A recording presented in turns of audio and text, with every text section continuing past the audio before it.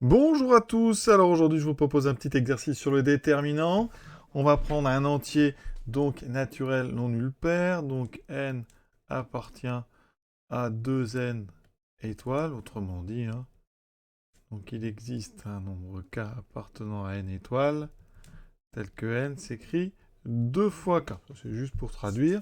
On prend une matrice A, donc A antisymétrique, donc une matrice de dimension n avec coefficient réel antisymétrique. Alors qu'est-ce que c'est antisymétrique? Eh bien, ça veut dire que la transposée de A, donc AT, est égale à moins A. Alors un exemple en dimension 3, pour que vous compreniez bien, si vous n'avez pas forcément l'habitude des matrices antisymétriques, prendre par exemple 1, 2, 3. Alors pour qu'une matrice soit antisymétrique, déjà j'ai mis 1, 2, 3. Est-ce que c'est possible d'avoir quelque chose là?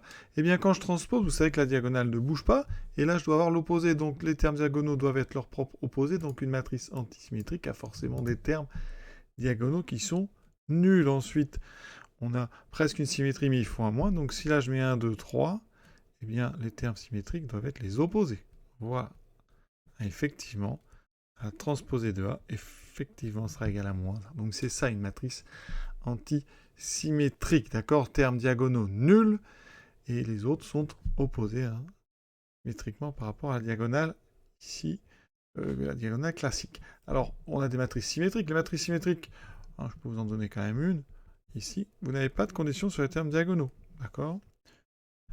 Et par contre, les autres, hein, si je mets 1, 2, 3, j'aurai ici 1, 2, 3. Les autres sont les mêmes. Hein. Symétriquement, vous retrouvez ici 1, 2, 2, 3, 3. Et la diagonale, est-ce qu'elle est là? Effectivement, vous pouvez vérifier que la transposée de A, c'est bien A.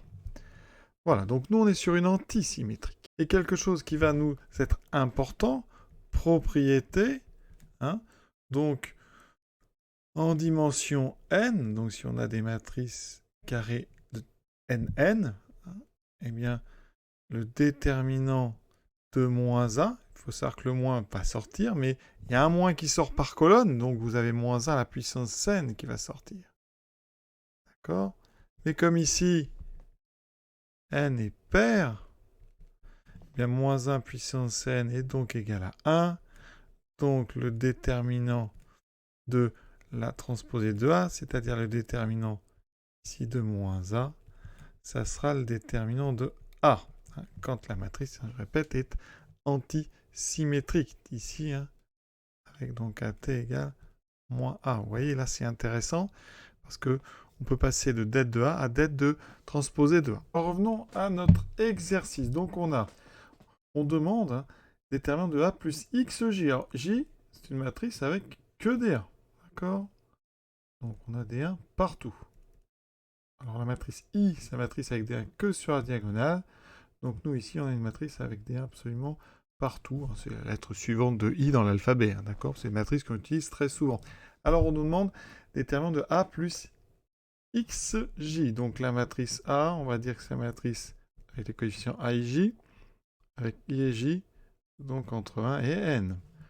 D'accord? Donc, si je regarde A plus XJ, c'est donc la matrice A11 plus X, c'est-à-dire qu'on rajoute X à tout le monde. Voilà. Donc ça veut dire que A plus XJ, c'est une matrice dont les coefficients sont A et J plus X, avec I et J entre 1 et N. Donc j'ai A1 1 plus X, A2 plus X. Ici j'aurai donc AN1, donc AN1 plus X. Le dernier, ça sera ANN plus X. Et là-haut, ça sera A. Donc 1n plus X. Voilà. Et on veut montrer que le déterminant de cette matrice, c'est le même que det de A. Alors l'astuce, c'est de considérer det de A plus xj comme une fonction de x. Quand on va développer, quand on va calculer ce déterminant, ça va faire une somme de plein de produits, ça sera une expression ici, on sera même sur un polynôme en x. D'accord? Alors ce qu'on peut faire tout d'abord, c'est essayer d'enlever un petit peu d'x, parce qu'il y en a beaucoup. Donc je vous propose, ça va être d'enlever par exemple on va dire la dernière ligne à toutes les autres. Donc qu'est-ce qui va apparaître? Eh bien on aura, alors, je vais pas les écrire, hein, mais ici on aura toutes les L n-1 première ligne qui seront ici des coefficients, donc sans x. D'accord? Indépendant x. Et il me restera des x ici que dans la dernière ligne. Donc dans la ligne an1 de x, etc. jusqu'à ici an n-1 plus x. J'ai oublié le plus. Voilà, plus x. Et ici le dernier, le terme ANN plus x. Voilà. Et partout, hein, là-haut, on aura ici des coefficients qui n'ont pas de x. Alors j'aurais pu mettre ça jusqu'au bout. Voilà. Donc, je répète ce qu'on vient de faire. On a donc fait ici ligne 1 moins ligne n, ligne 2 moins ligne n, etc.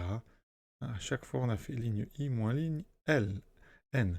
Et donc, je n'ai plus de x partout, puisqu'on avait plus x ici, moins x, plus x, moins x. Il me reste des x que dans la dernière ligne. Maintenant, eh bien, c'est là l'idée. Imaginons donc qu'on développe par rapport à la dernière ligne. Donc, en développant par rapport à Ln, cette ligne-là, eh bien, vous aurez des x que dans vos ici coefficients, d'accord? Après, vous les multiplierez par les mineurs avec moins 1 puissance i plus j, eh bien, on obtient forcément donc une fonction affine de x. Je vais vous dire à quoi ça ressemble quand même, mais on va pas tout écrire. Donc, f de x, ça sera donc, on commence ici par, alors, moins 1 puissance, ici, c'est toujours la dernière ligne, donc n plus j, d'accord? Et donc, ça va être la somme de la première à la dernière colonne, des an i plus x, fois la matrice mineure qui correspond donc, ici, c'est la matrice, donc, delta n, virgule, alors c'est pas i, par contre, ici, c'est j, voilà. Et on a dit qu'il n'y a pas de x dans toutes les mineurs au-dessus, donc ça ne dépend pas de x, donc la seule chose vers x, c'est celui-ci, et donc on a bien ici une expression affine, hein. Donc on peut même, si vous voulez, expliciter encore un peu plus.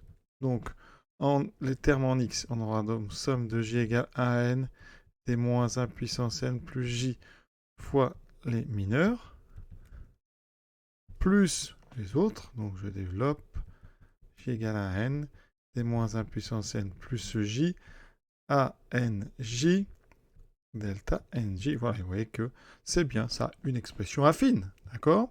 On a donc du, alors je ne vais pas dire ax plus b parce que a est déjà pris par les noms des coefficients, donc alpha x plus bêta.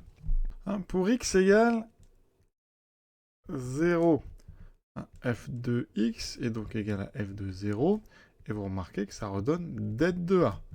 Donc ici, pour x égale 0, ça nous donne donc bêta est égal au déterminant de a. Donc deuxième étape, eh bien notre déterminant, c'est donc alpha x, c'est pas encore alpha, plus det de a.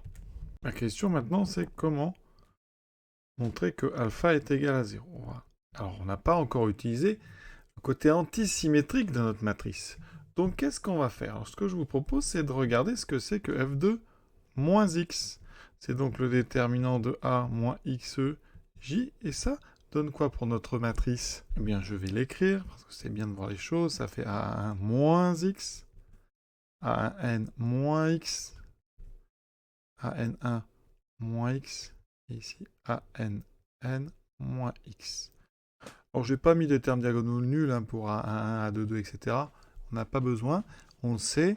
Ici, maintenant, il faut réussir à revenir à det de A plus xj. Et ça va être intéressant, parce que ce qu'on sait, c'est qu'elle est antisymétrique. Donc, pour tout i et j, aij est égal à moins aji. Donc, on va tout changer. Alors, la diagonale, évidemment, ne change pas. De toute façon, on sait que ce sont des zéros. Donc, j'aurai a1 moins x.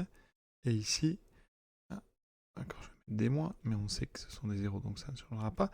Par contre, ici, ils sont tous inversés. Donc là, j'ai an1 de moins x. Et ici, j'aurai a1n moins x. Et partout, hein, vous voyez, ici j'ai aij moins x. Là, je trouverai des aji moins x. Mais aj, c'est l'opposé de aij. Donc ça veut dire que là, je trouve donc Eh bien, exactement. Donc, moins A11 plus X. D'accord? Ici, moins A1N plus X. Et en fait, partout, quand je factorise par donc moins, en utilisant donc évidemment l'antisymétrie, je vais revenir sur le coefficient de la matrice A moins XJ, mais avec des moins à chaque fois. Moins A, N, N, moins X. D'accord? Et donc, j'ai plein de moins à sortir. Et ça veut dire qu'ici, j'ai le déterminant de moins A plus XJ. Et donc, on a ce moins, on en a parlé tout à l'heure. Ce moins, en sortant, comme on est en dimension n, ça fait moins 1 puissance n det de A plus XJ. Et donc, ça fait det de A plus XJ. Oui, ici, ça nous donne donc det de A plus XJ. Et ça, c'est f de x. Donc, on vient de montrer que, quel que soit x, ici, réel, eh bien, f2 moins x est égal à f de x. D'accord? Donc, ça signifie que la fonction f, elle est paire sur R. Alors, une fonction paire sur R, elle ne peut pas être du premier degré. On le sait, les fonctions du premier degré ne sont jamais paires. Donc ici, ça veut dire qu'on a une fonction affine qui est paire. La seule possibilité, c'est une constante. D'accord? Alors, on va quand même le démontrer autrement.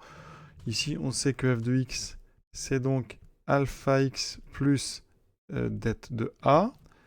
f de moins x, c'est donc moins alpha x plus det de A. Les deux sont égaux. Donc, pour tout x appartenant à R, alpha x plus det de A doit être égal à moins donc alpha x plus det de A. Les det de A se simplifient. Il me reste donc ici 2 alpha x égale 0. On est chez les réels. Ça veut dire que ça donne donc alpha égale à 0. C'est pour tout x. Donc, par exemple, pour x égale 1.